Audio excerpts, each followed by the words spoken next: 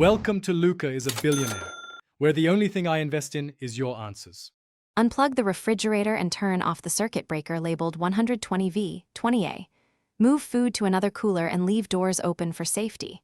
Wear gloves, safety glasses, and avoid breathing refrigerant vapor during work. Gather tools: 1/4-inch nut driver, torque wrench, refrigeration manifold, vacuum pump, and brazing torch.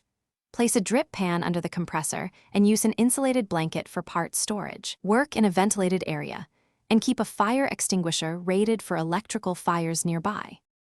Start by disconnecting the electrical connector and label wires before removing the compressor.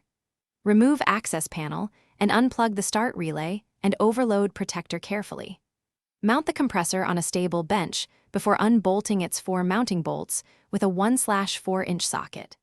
Cut the suction and discharge lines with a 1/8-inch clearance for brazing and clean the tube ends thoroughly. Recover any residual oil into a clean container and note oil volume in milliliters for the new unit.